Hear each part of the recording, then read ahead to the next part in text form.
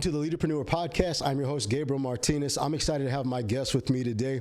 He is a good friend of mine, but his story is incredibly impactful.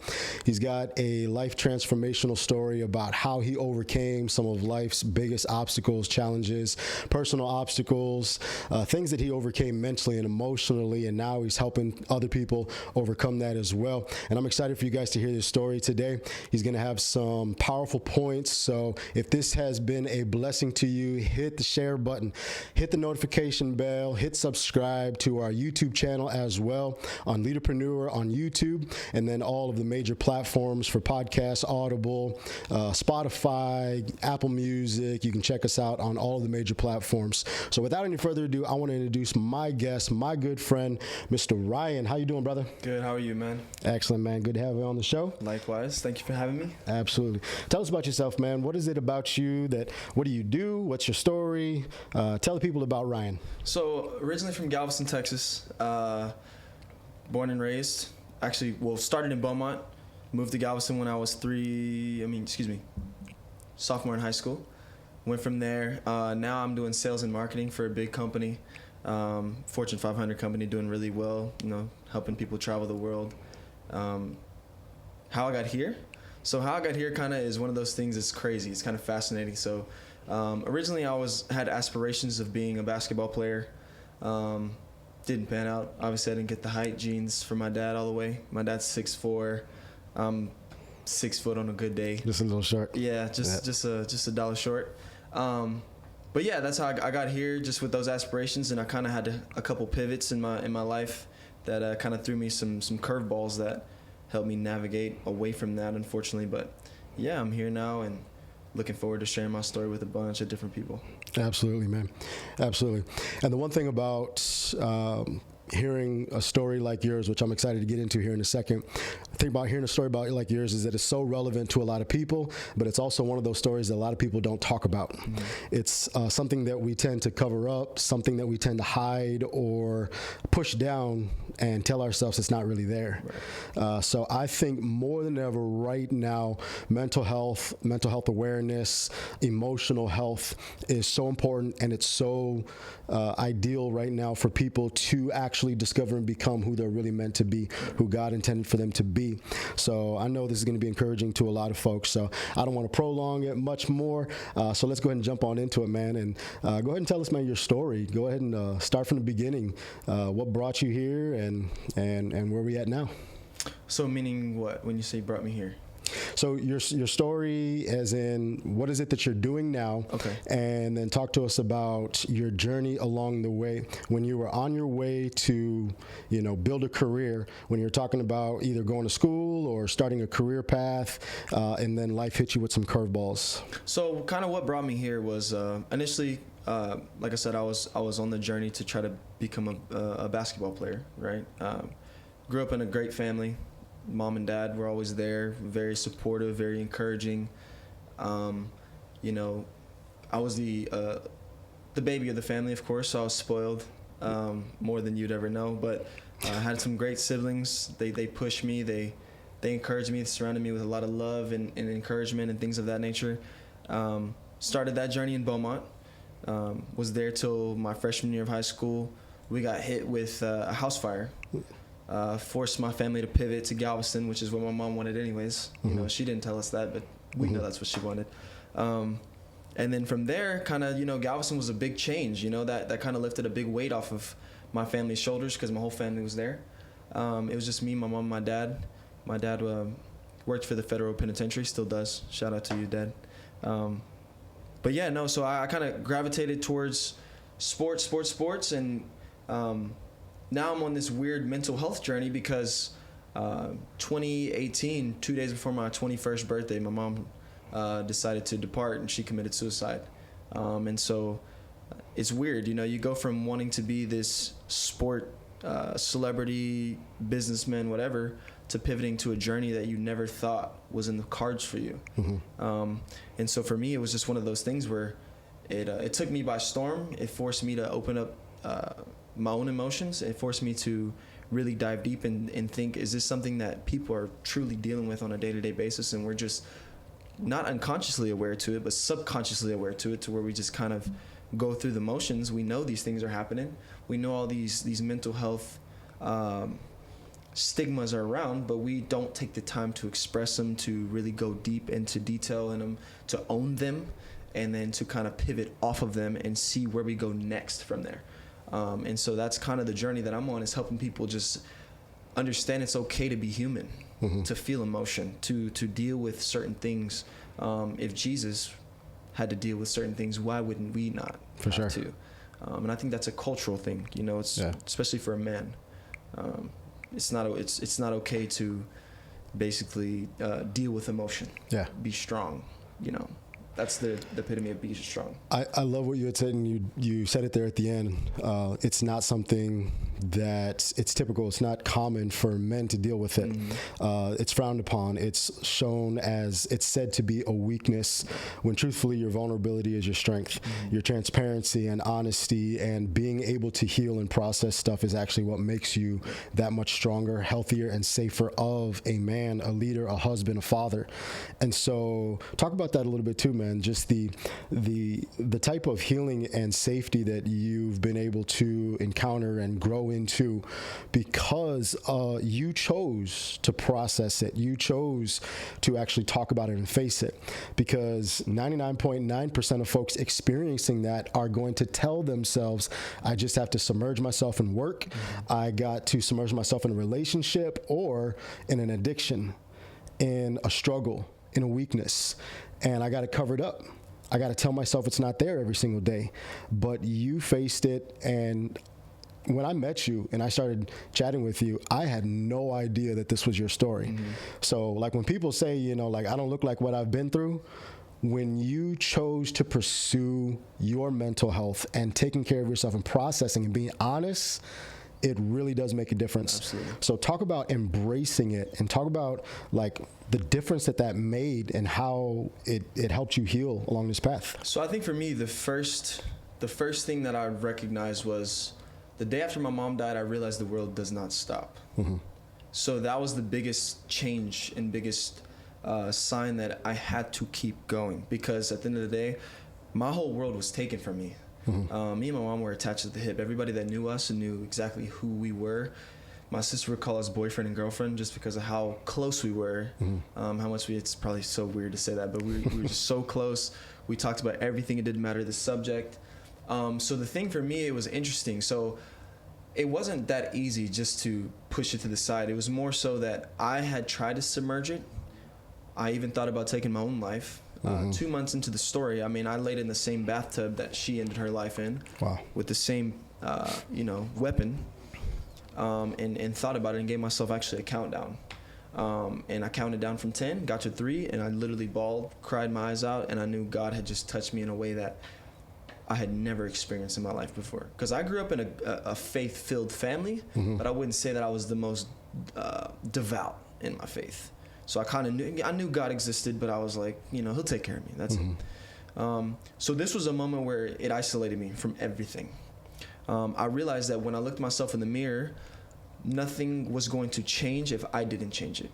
So I tried to submerge myself in work. I was in school. I was, going to parties, chasing women, doing all these other things, you know what I mean? Chasing the addiction, chasing the high to get me to escape these certain patterns. Right. And so it took me to realize one day in my dorm room that I was broken. Yeah. I was truly broken, and I had to understand that there's nobody that's going to do this but me. You can tell me how to feel. You can explain how it's supposed to feel. You can give me the guidance to feel a certain way.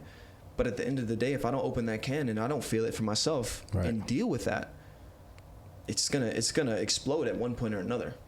And so that kind of was the journey for me as far as that's concerned, is that opened the door for me to be like, look, no one's coming to save me.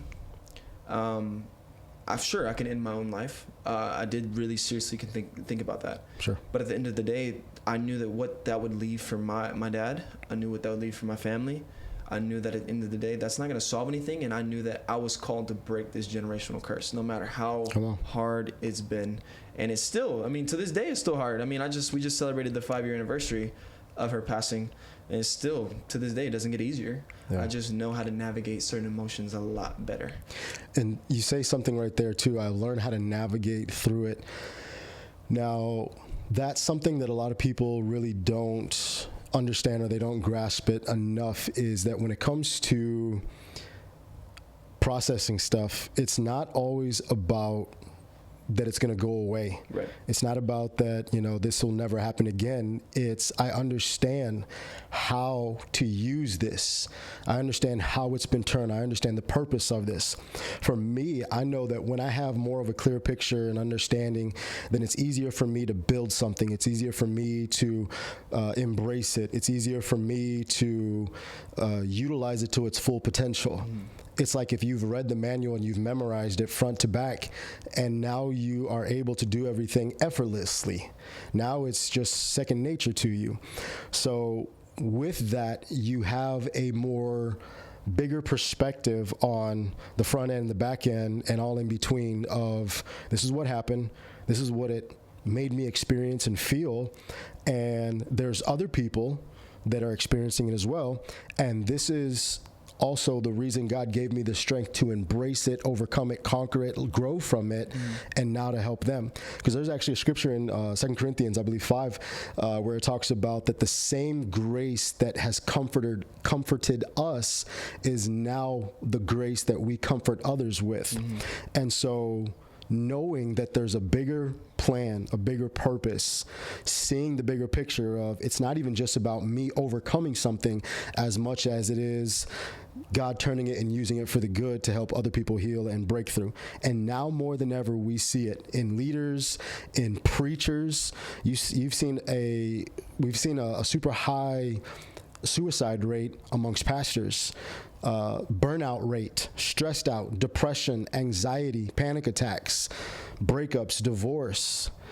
And this message of embracing it is what people actually need to know. I'm not alone. I'm not the only one.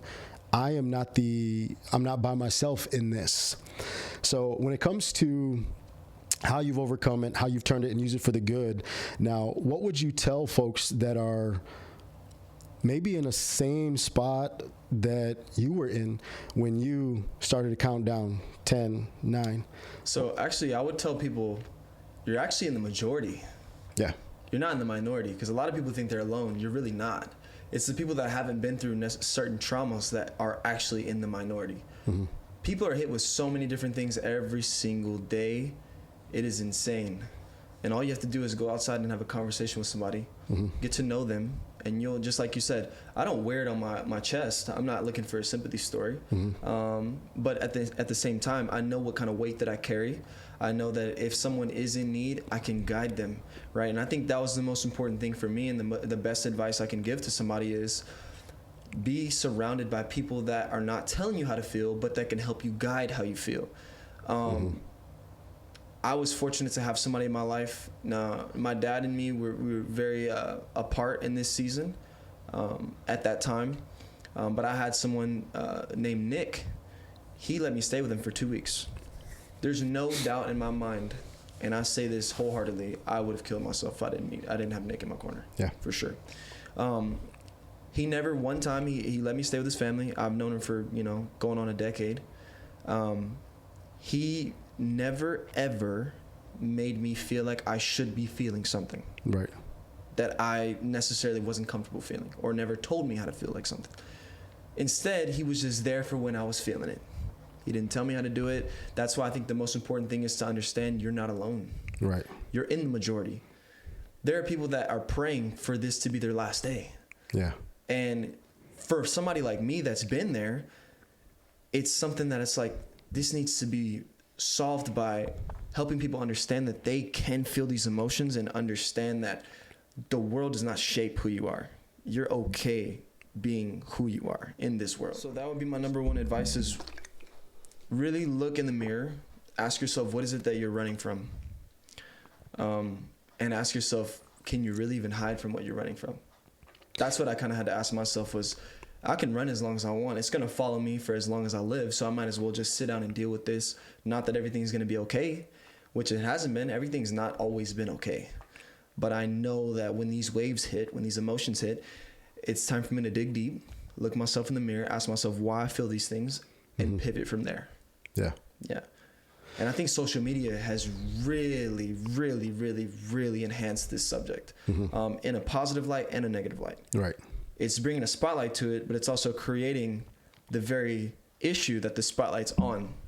So that's another thing that's kind of like an oxymoronic topic, just because I think there's so many people that are searching for some sort of compatibility, some sort of being welcomed, that they will go to certain extremes to deplete themselves to go fulfill something else. Exactly. You know, I was actually sharing with another guest. I was sharing with another guest before I had you on that there's a wrong idea of what to prioritize or to focus on. Yep. And a lot of times it's the surface level stuff. It's about, you know, well, this is how you put a Band-Aid over it. This is how you just medicate it or you treat it, but it's not how you cure it. Right.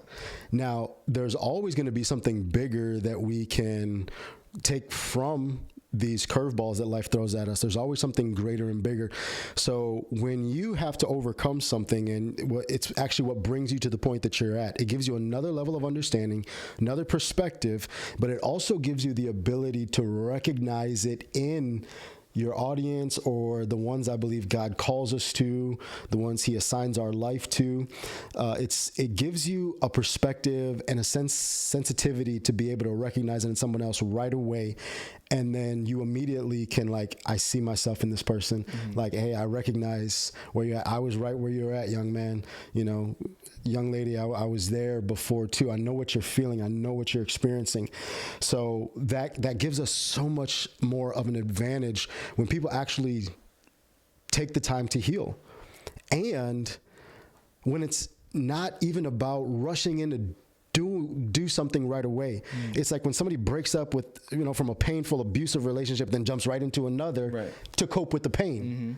Not even just to forget about this person, but to drown out and just be able to sleep at night, drown all that kind of stuff out. So if you would touch on that real quick too, that how what you've embraced and how you took on this courageous act, how it has given you a perspective now, because I mean, when we have conversations, man, outside of this podcast, when we have conversations, I'm like, man, that was you was dropping some bombs, some nuggets, some, you know, you was spitting facts.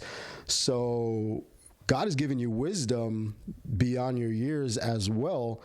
So talk to us about that, man. Like, now that you're able to perceive and see things totally differently now and help other people with it. I think I live by a quote: if you don't heal what hurt you, you'll bleed on people who didn't cut you. That's a very popular quote, but my thing is, like, I never saw that to be true until I went through my situation. Right. I started to jump into relationships. I started to be toxic with people. People would need space, and I wouldn't let them have space because I was too afraid to deal with the abandonment, the fear of abandonment, the fear of being alone. Right. Which, being alone is not bad. Being lonely is what's bad. Right. And addressing those issues, like what is it that's keeping me from being alone? What is it that's keeping me from letting this person go live their life when they're not even doing anything wrong to begin with? And these are all issues that I've had to look myself in the mirror and really deal with. And the first thing that I would say to my younger self was, this is not going to be a one-night fix. Right. This is not going to be a 1 hour fix. This is not going to be a 1 year fix. Right. You may heal over time, but you're going to be faced with the same situation clothed in a different person. So you can rectify the situation by thinking that it's okay because this certain situation played out positively. But guess what? You're going to run into somebody, maybe it's my wife one day, that, okay, she's going to challenge me with the same things that I had to deal with back then, but in a different form, maybe in a more mature form, to where I have to really open up and deal with the same things, but in a more positive manner. And so it may not be as toxic as before, but it may be trust, not being so afraid to let her go do something, not be so afraid to have these conversations about vulnerabilities and not be so wrapped up in the cultural idea of of a man must be the protector and emotions are out of the equation. Out of the equation. No. My wife, I want to be able to sit down and talk and tell her what I'm feeling, how we're going to navigate them, but also be able to lead, provide, protect, and give grace to. But yeah, that's one of the biggest things that helped me, was just pivoting and understanding this is not a one night fix. Right. And if I gave you everything that you asked for right now, would you even truly be happy, or would you just be blanketing the very situation that you're running from? You just said something that so many people hide, and they hide it pretty well, because somebody who's like struggling, hurt, broken, doesn't want anybody else to see it. But everybody else on the planet is dealing with the exact same thing too. So and everybody else sees it. Exactly. It is all over, man. Exactly. You can't hide it, and you're not supposed to. This is the purpose for community. This is the purpose for really kind of just, growing. But the importance of just dealing with it now, because it's going to show its ugly face later. It's going to surface. It's going to show its head. It is going to pop up one way or another. Everybody gets triggered if they're not healed. Everybody is going to get some kind of offense that will show up, and they'll easily get offended and not even know why. I don't even know why I'm upset. I don't even know why I don't like you. I don't even know why, I can't stand your voice. I don't even know why I feel this way when I walk in this room. Because of whatever similar representation is in this person or this incident, it takes them all the way back. Now, the one thing I learned about healing, inner healing, mental, emotional, personal healing a long time ago, is that I can forgive the person. I can forget about the incident, but it doesn't mean I'm healed from the emotions and the pain that it caused. And the difference between forgiving and actually healing is the healing gives me the freedom, and it also gives me the power to help somebody else with it. It gives me the credibility to be able to help somebody else with it. It gives me the authority that when I speak about it, something happens. Somebody else, it resonates with them. They feel liberated. They feel breakthrough. They feel like healing is like knocking at their door. So being able to just face stuff head on for what it is, embrace it for what it is. There's so many people that lose so much sleep at night because they don't take the time to heal. There's so many people that can't be in a healthy relationship because they don't take the time to heal. They are scared of losing their kids. They're scared of, is tomorrow their last day? They're scared of, is this whole group, community, church, network that I'm leading gonna find out today I have no idea what I'm doing? And that's a real fear that leaders, pastors, fathers, husbands, moms, whoever, live with every single day. And I would challenge those people too. The very people you're scared of being judged by are the very people that need the healing that you're searching for anyways. These people that judge the most are the people that are the most broken. I know that because I was that. Why is your family like this? Why is your mom like this? Why is this? But it was really me yearning for that validation. Like, I'm searching for this belonging, and I'm hurting. So therefore, I would lash out at everybody else just because I didn't heal, or because I didn't even address the very nature of what I was in, the very situation that I was in, and walk through it and be okay with it. So. Exactly. And then you have a lot of folks where they will tell themselves, yeah, I worked on it. Yeah, I talked about it. Yeah. Well, then why are you still making me pay for it? Why are you still, making me feel that it was my fault? You said you let it go. You said you got over it. Now, there's one thing to admit it. There's one thing to say, yeah, it happened, because one, you can't deny it.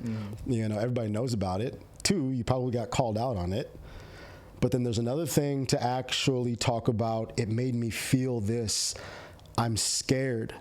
I'm lost. I'm confused. It's okay to admit what you're afraid of or what you're truly feeling. But there's a difference between saying, I went through this, I dealt with this, I experienced this, to saying this is what it did to me. And really, that's the scary place. That is the place people tend to avoid. And then when they say, well, I talked about it already, I dealt with that, I already got healing from that. And if they have to convince somebody else, well, I already dealt with it. No, I already went through this process. It ain't fixed yet. It ain't been repurposed yet.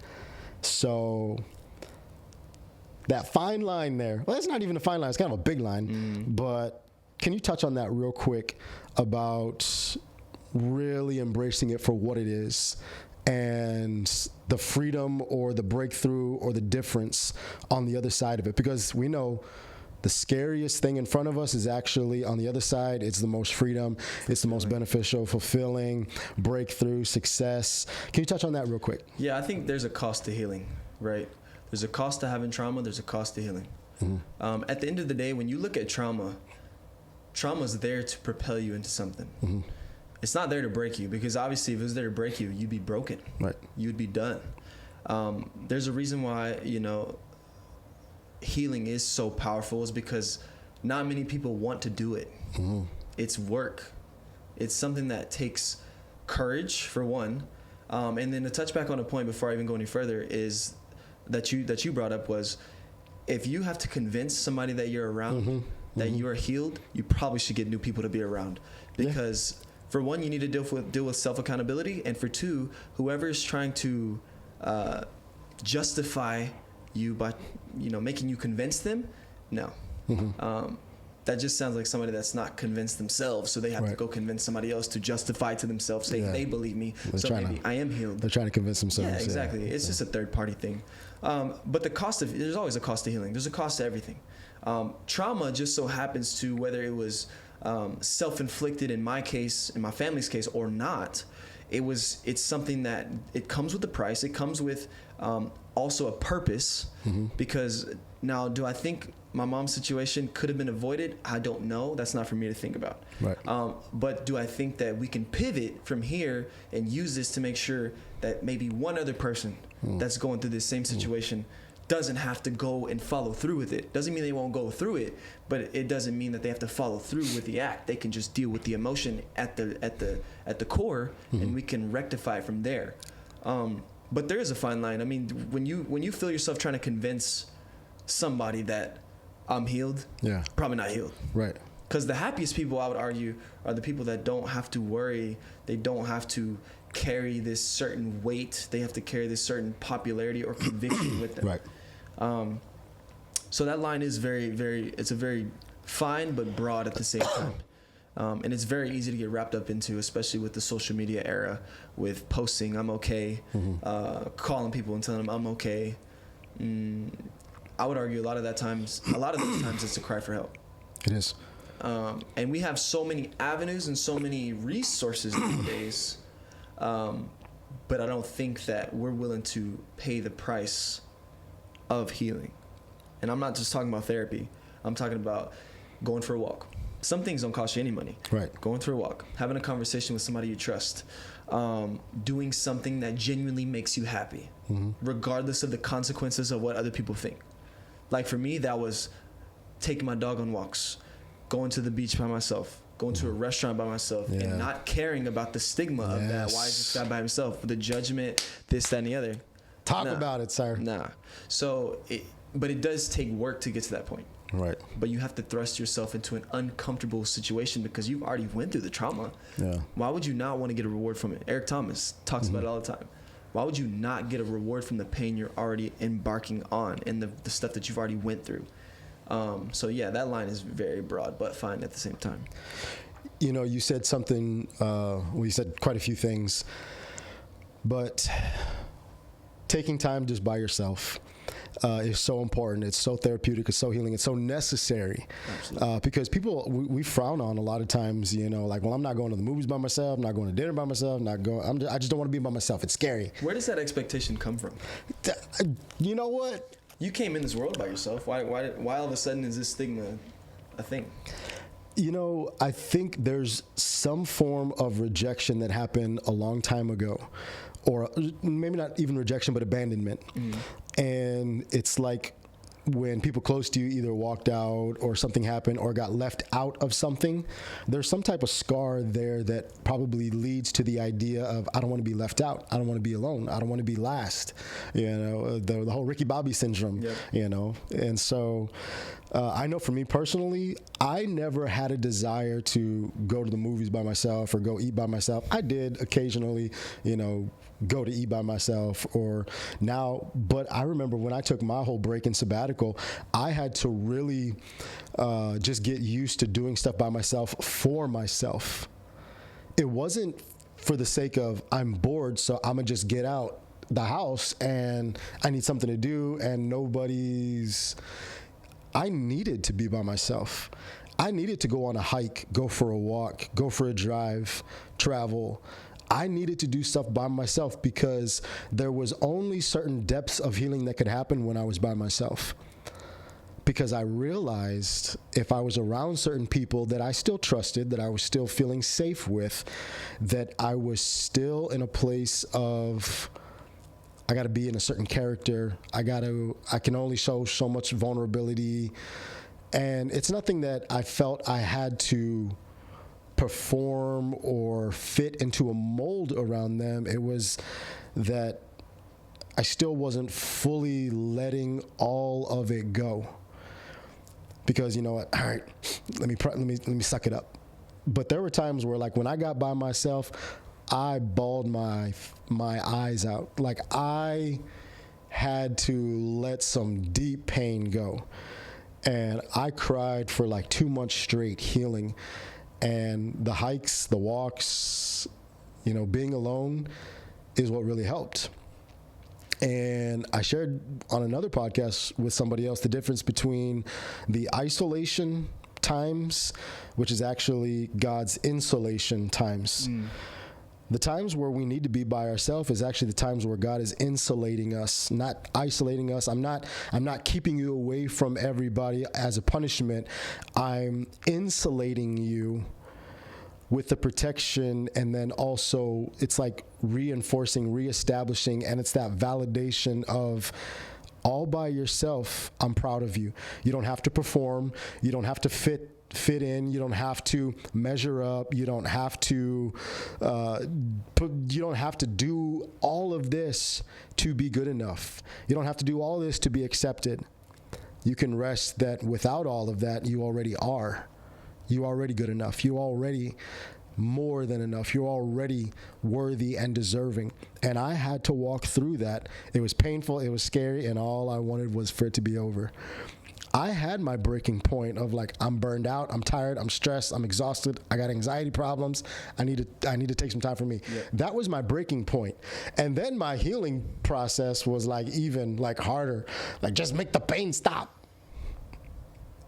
I needed that time for isolation, for the insulation.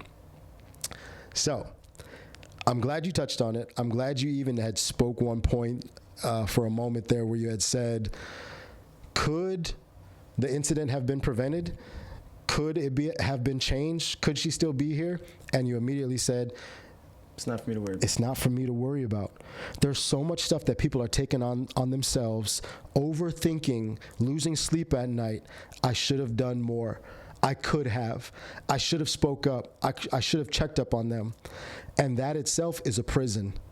Touch on that real quick, because people are blaming themselves for somebody else's decision. They're blaming themselves. They're beating themselves up. They're punishing themselves for something that was not in their control. It was not for them to carry that burden and that load. Talk on that real quick, would you? So I think for me, especially in my specific instance, I did struggle with that for the first 2 months, 3 months. Mm-hmm. I could have talked to her more. Mm-hmm. I could have been around more. I could have not went to summer school. I could have, and it just, stuff started to spiral to the point where it was like, now you're just speaking on things that were just not even inherently possible. Right. You had to go to summer school to graduate. You had to do this, to fulfill this obligation. You had to work so you could make some money to pay for your apartment. There was so many things that I wrapped myself up into that I realized, wait, I couldn't have prevented this even if I wanted to. Right. And a lot of times we carry that weight just because it's a safety net. Mm-hmm. It also validates, like, man, if I would have done this, maybe this result wouldn't have happened. But I'm here to argue the result has already been predestined in certain situations. I spoke to somebody recently about suicide, and they just said, do you think suicide can be prevented from somebody that's already convinced themselves? Mm-hmm. And I said, I don't know the answer to that. It depends on how convinced the person is.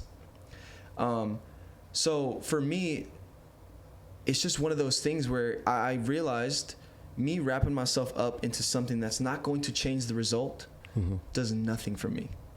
I could think about, and those things could all be true. I could have talked to her more. I could have done this. I could have done that.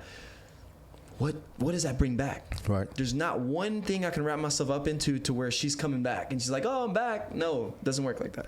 Yeah. That's life. And I think the beauty of trauma is you have to learn how to navigate it, and it gives you perspective. Mm-hmm. Because just like you said, God insulates you. He also will insulate you in the times of good too, because he will not make a life where he is unnecessary in any way, shape, or form. Hold up. He will never let you have a life where he is made unnecessary. So when I ask people, what would make you happy? If I gave you $100 million, would you even forget that God helped you in the worst times? Did you just preach bars on? Man, back up 1 second. Okay, so you said he will not make a life where he's unnecessary. Go. He just won't. I mean, like I said, when I had a conversation with some younger kids, I just wanted to get perspective. Like, what do y'all want? You know what I mean? What do y'all want for this journey of life? They're like 14, 15. Want to be basketball players, want to be this, and I encourage them. You can be whatever you want to be. But at the same time, if I gave you all of that, would you be happy? Or would you just be fulfilled with that one dream, but would you be fulfilled? Mm-hmm. Not would you fulfill this box? Would you be fulfilled? Because somebody asked me that same question when I was going to therapy and my mom passed. If I gave you $100 million in that moment, mm-hmm. do you think that you'd be happy? I said no, because there's nothing you could take or give to me that would have made me happy or fulfilled in that situation besides hearing her voice one more time.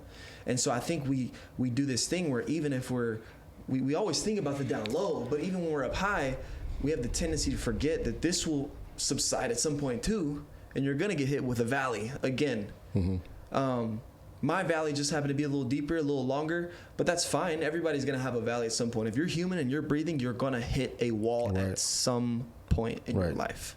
Does not matter what it is. And I think that's God, kind of the thorn that was referenced in the Bible, mm-hmm. where, Paul was given the thorn. Mm-hmm. Yeah, when you're riding high, I'm going to give you that thorn so that way you remember mm-hmm. what I did for you when you were down low too. Yeah.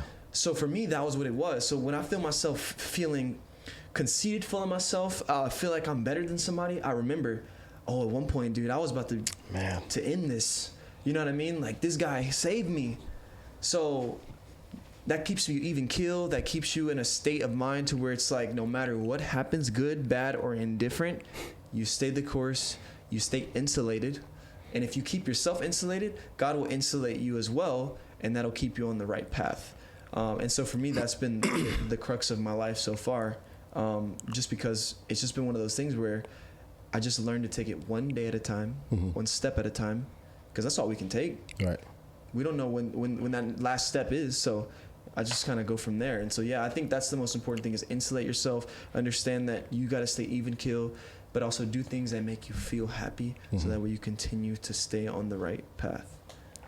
Dude, I love that, man. You said so much there, and I'm still stuck on that, man, because you preached on that one. God will not create a life where he's unnecessary. And I know for me, my journey recently, too, it was really about understanding trust at a whole nother level. Faith is one thing. Faith, I believe, I know, I understand he can do it.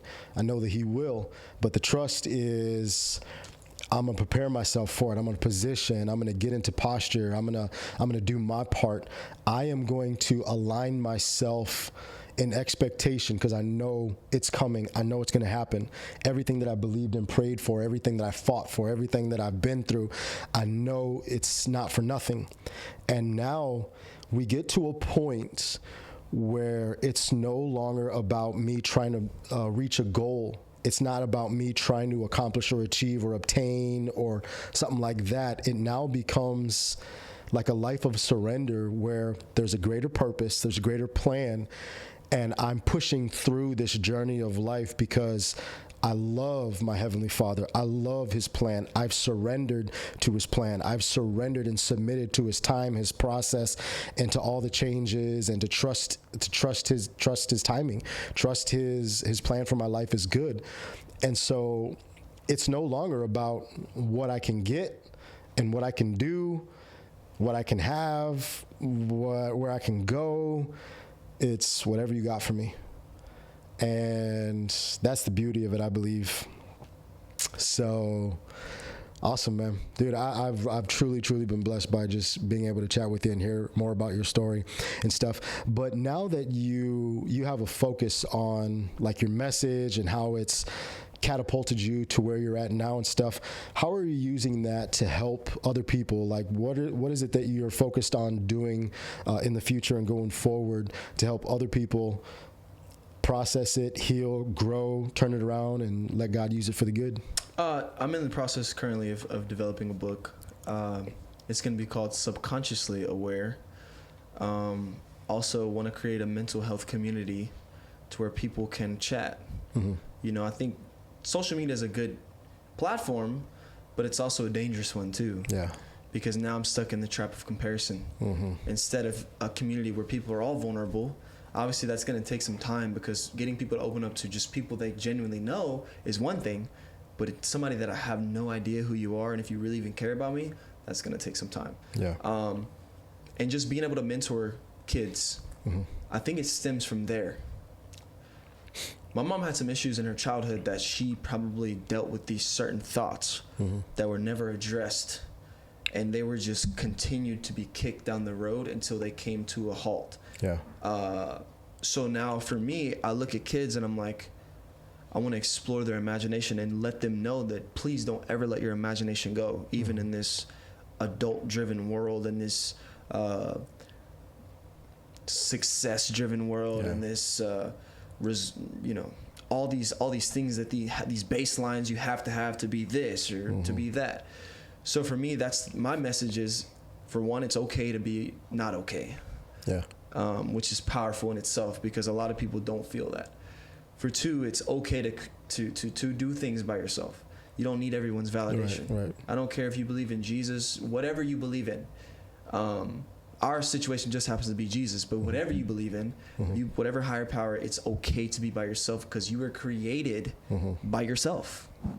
That simple. Yeah. And obviously you were able to function by yourself. Right. So I think that's the most important thing, is just understanding it's okay to be not okay.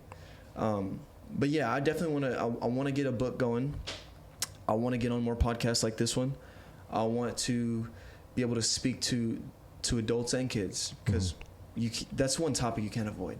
Yeah. This isn't like bad credit. This isn't like success-driven content. This isn't real estate. This is something that every successful, broke, gay, straight, man or woman will go through at some point in time in your life. It doesn't matter who you are. So I think that's the biggest thing, is I want to create a community that they're okay being vulnerable, and to where we can siphon the issue and they can also see they're not alone.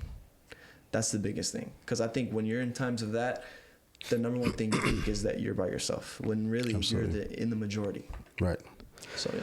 Very true, man. And one thing about being in the space that I'm in with leaders and entrepreneurs and business owners, and then also growing up around ministers and preachers, pastors my whole life, is it's lonely.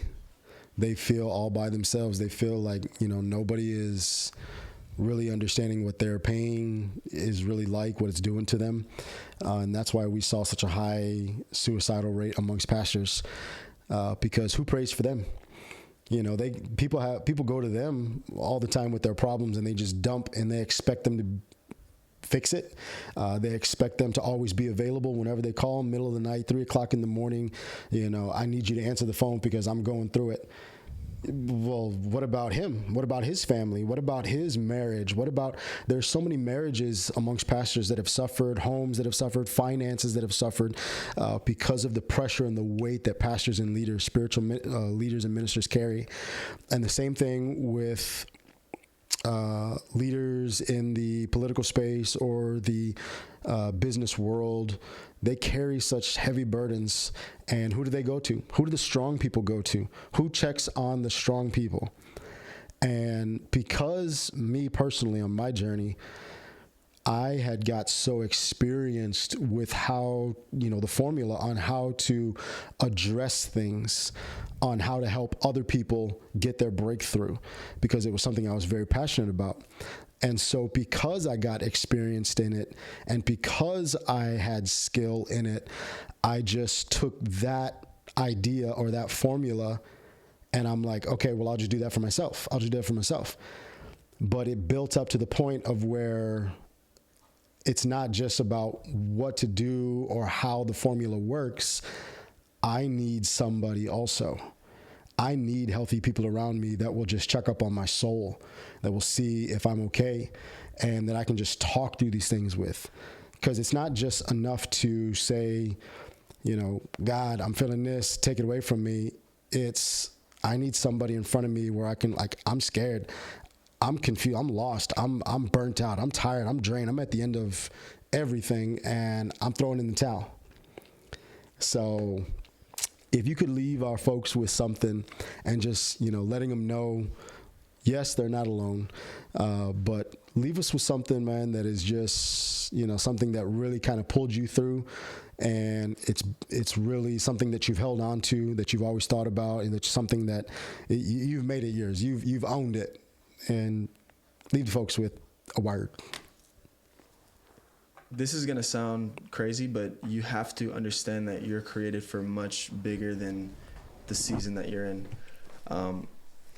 I would argue that the devil or whoever you believe your opposition is, whenever you're going through a season of trauma, trial, tribulation, I would argue that these particular individuals know more about your future and more about your calling than you do.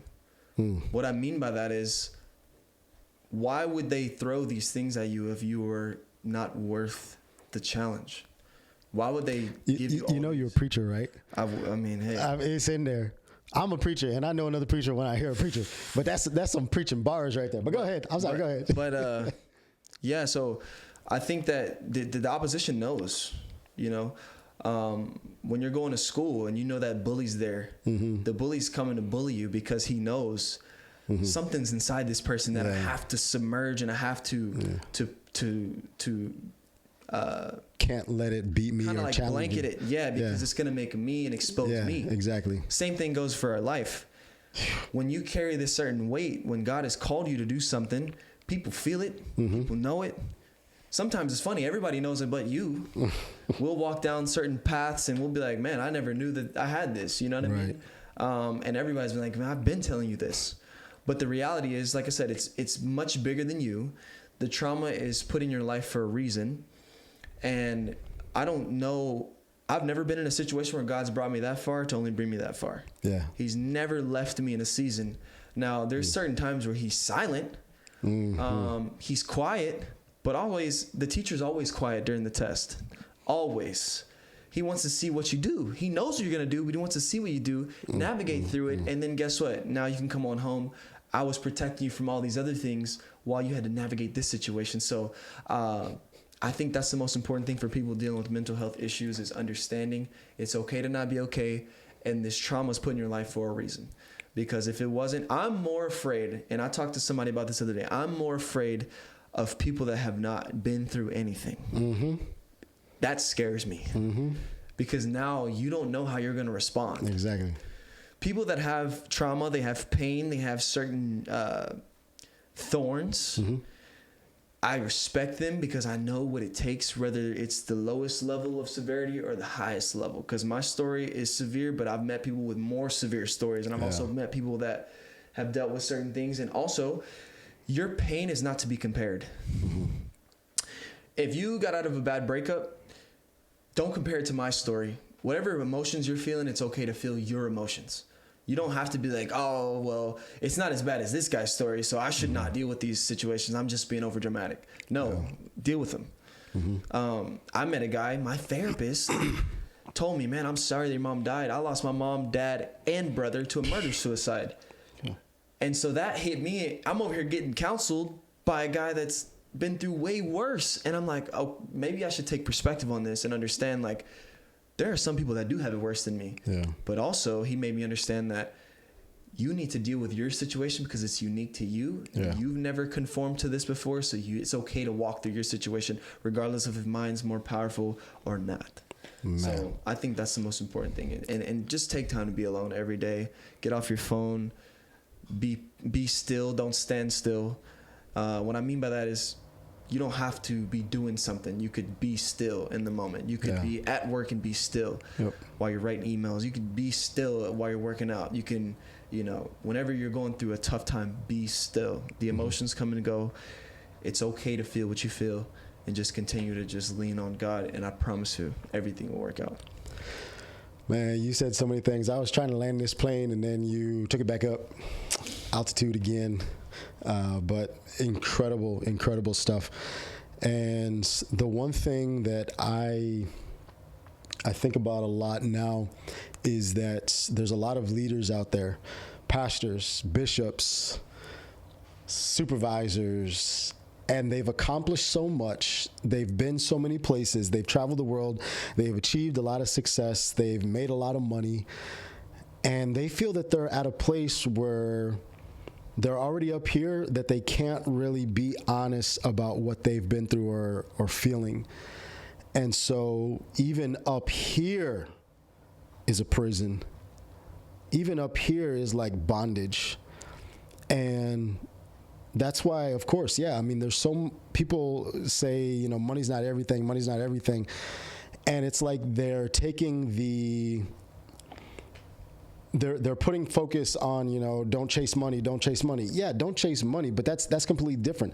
That's not the issue. So don't address it because money's still also necessary and important for your purpose, but it's just deal with the stuff. They're saying that it's not fulfilling when that's all that you have. Mm-hmm. It's not healing when that's, what you're constantly getting and earning and building and acquiring every day. Yeah, absolutely. King Solomon had said, all of this stuff is meaningless. He gets to the end of his life after he's built his entire kingdom, known as the wealthiest person in the world, the wisest man in the world, that there is no one wiser before you or after you. 700 wives, 300 concubines, the largest kingdom in the world. Like he literally was what's the guy, King of Zamunda or something like that. He wakes up and he's got a whole orchestra playing for him. He literally had every single thing he could possibly imagine. And he says he gets to the end of his life, it's meaningless. It's pointless to have all this. And the book of Ecclesiastes in the Bible is something that really punched me in my gut when I was going through my sabbatical, because I was so focused on I got to do more, I got to have more, because I got to be able to give more. I got to be able, this is my purpose, it's to give, it's to build, it's to help others, and I got to acquire more in order to do that. And so it wasn't out of greed, it wasn't out of being money hungry, it was, I got to do more for other people. And that was where I was searching for, filling the void and validation. So, man, thank you for sharing your story with us and just blessing my life, man. And I know so many people are going to enjoy this. So any closing things that you want to say? Or? Stay tuned for the next one. That's all I could say. Absolutely. Well, awesome. Well, thank you guys so much for joining and watching. Everything's going to be posted here, so hit that subscribe button, hit that notification bell. Again, thank you, Ryan, for being on the show, man. I appreciate you. And thank you for having me, bro. Appreciate you. Absolutely, man. It was incredible discussion, and I can't wait for you guys to see this and share it. Spread the word. Share it on YouTube. Share it on all our social media platforms. Be on the lookout. We're going to have part 2 because this was just way too good and we couldn't cover it all today. So love y'all, fam. I am your host, Gabriel Martinez. This is the Leaderpreneur Podcast. And follow us on all of our platforms, on all of our pages, on YouTube, and on all social media platforms. Love you guys. Love you guys, man. Thank you.